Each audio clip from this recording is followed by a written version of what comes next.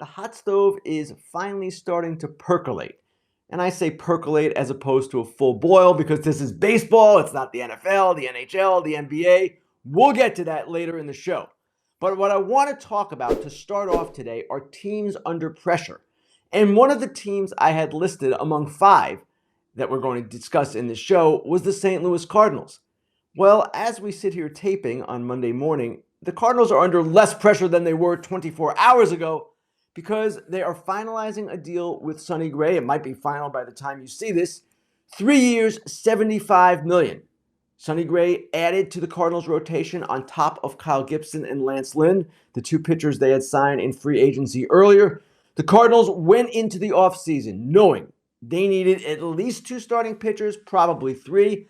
I would suggest, this is not going to happen, but I would suggest it, that they still could use another one and maybe trade for another one. It might be a smart thing to do. Sonny Gray is a guy who attended Vanderbilt and wanted to get back closer to Tennessee where he lives. St. Louis was a possibility, obviously. Cincinnati was another one. Atlanta, all of those teams fit him geographically. And now he gets to a place where he really wants to go. Sonny Gray, second in the American League Cy Young voting to Garrett Cole last season. 2.89 ERA in 184 innings. Very good ERA, obviously. First time since 2019 he did not go on the injured list. It was his most innings pitched since 2015. So let's take a look at the Cardinals rotation now that they have added Sonny Gray to Kyle Gibson and Lance Lynn and Miles Mikolas and Steven Matz. That is a pretty formidable group. That's a pretty good group. Veterans all. And at the same time, it's an interesting approach that they're taking. The three guys that they've signed, all 34 years of age and older, all proven workhorses, guys who pitched a lot of innings last year. And I want to show you right now where the top four starters of the Cardinals stand as far as their ages and respective inning totals from last season. Here they are.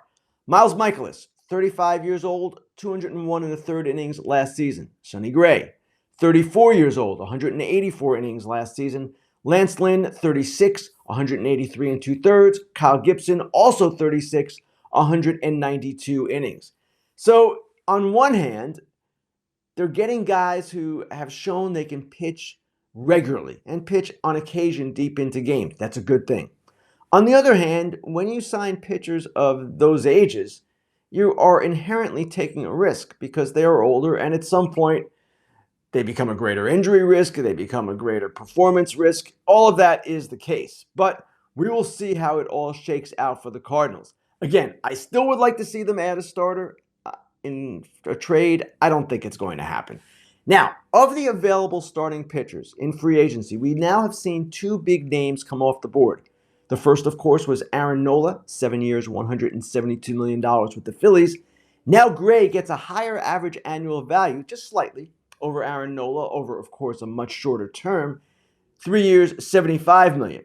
Now, we've also seen some mid-level guys come off the board. I mentioned Gibson and Lynn. Kenta Maeda over the weekend agrees with the Tigers on a 2-year, $24 million deal. He will give a youthful rotation of veteran presence.